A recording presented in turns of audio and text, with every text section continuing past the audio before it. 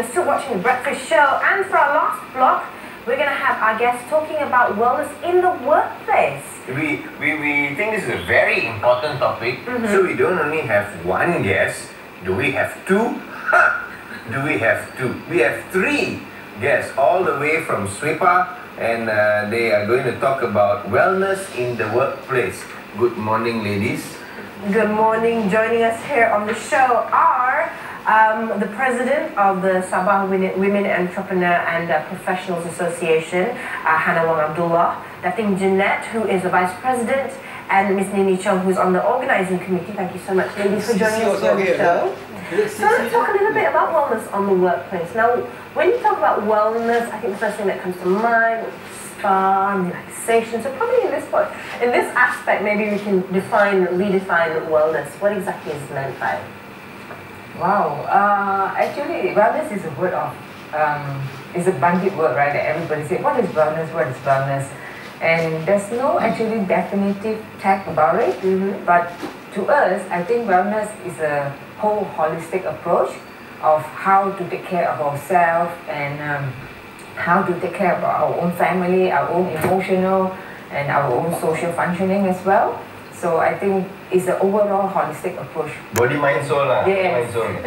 I know, because many times we really take extra efforts to keep ourselves fit, you know, running, gym, yoga. Now, what are the things that we can do to actually make sure we maintain that balance in the workplace? Because, you know, we go to work, you know, you sit computer, and then you work, and then you just wait to clock out. So why is wellness in the workplace important, and what can one do?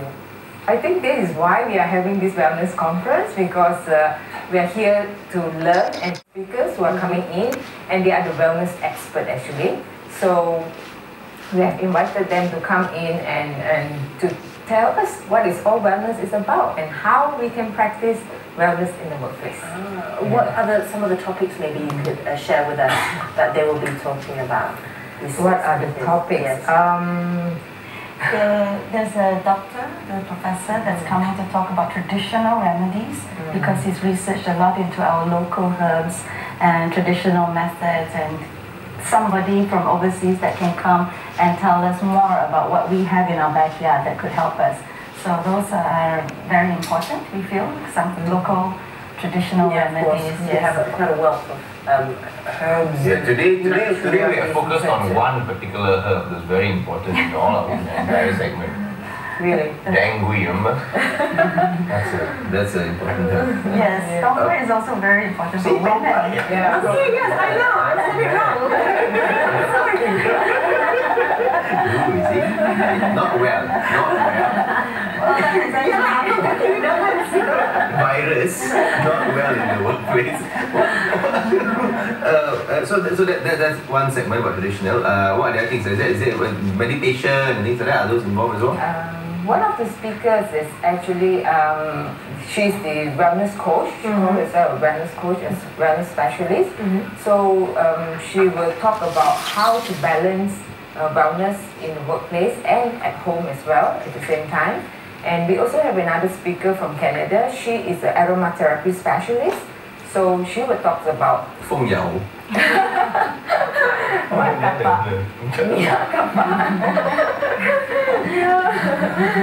She will talk about how to use essential oil, you know, in the workplace or at home, how to balance it out, how to make the place smells good, you know. That's creating a very positive environment, especially in the workplace. If officers can start using aromatherapy, that helps a lot. You know, because we often take this for granted. Everybody goes to work, just first thing you think about is obviously going home. When I used to work in an office, that's what I did.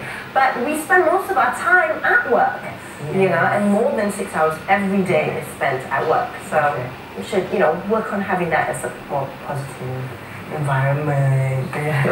Where is this thing going to take place actually? Niney, you want to jump in anytime because you just been sitting there. I'm waiting for my question. At Sabah Trade Center.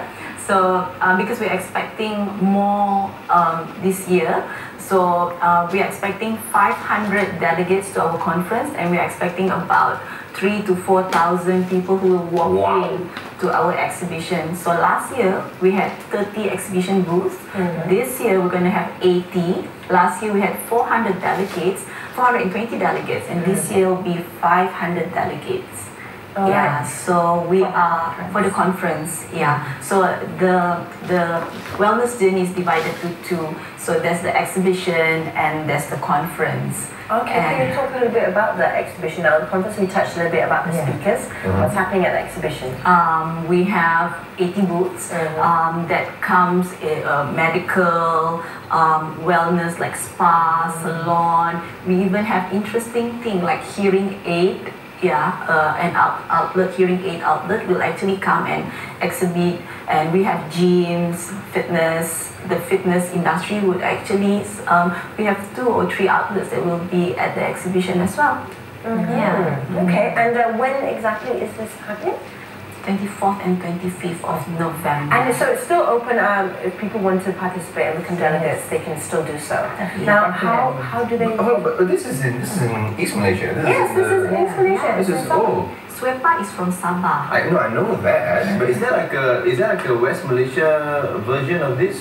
Not yet. Yeah. I know that we'll work on that maybe next year. Yeah. Talking about that, wellness journey, we want it to be like a homegrown brand, a conference brand that we want from Sabah, that we want to bring it, to nationwide. So next year maybe we'll open it to people from the Semenanjung to actually come to Sabah, and we actually have some already. Even the exhibitors, some of them are from Semenanjung, and probably next year we'll have more delegates or people who will actually come and attend the wellness journey. Semenanjung people.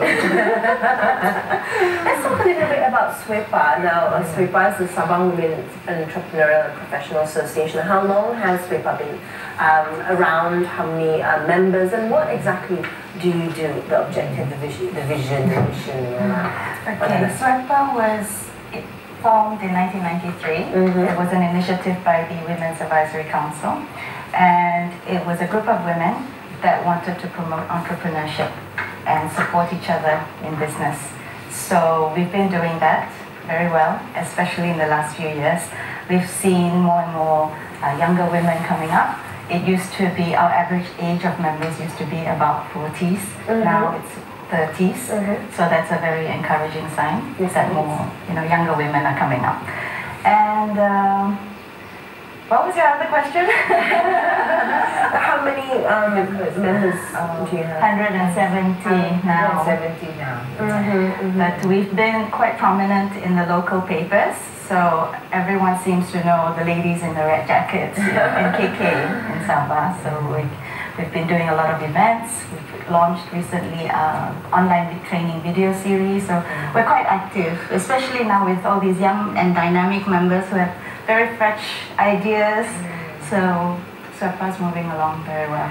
That is fantastic. It's just open for people from Sabah or from Semenanjung. As long as you're Oh, yes, and then you're an entrepreneur professional. That's fantastic. I'm a big supporter of SWEPA because they like to call me to Sabah and tell jokes. Because you love money. I got jobs from you before, so SWEPA, don't worry about the rest of the Semenanjung people. This has got your back. Anyway, for more information on the wellness journey, you can visit the website, which is www.wellnessjourney.com.my. Once again, it's happening on the 24th and the 25th of November. It's still open for participants, for delegates, if you want to join and find out. Conference, also an exhibition taking place, a lot of great things. Anyway, thank you very much, ladies, Dr. Jeanette, Hanaa, Niney, for being on the show, telling us a little bit about this conference and also SWEPA. Really enjoyed it. Thank you. Okay.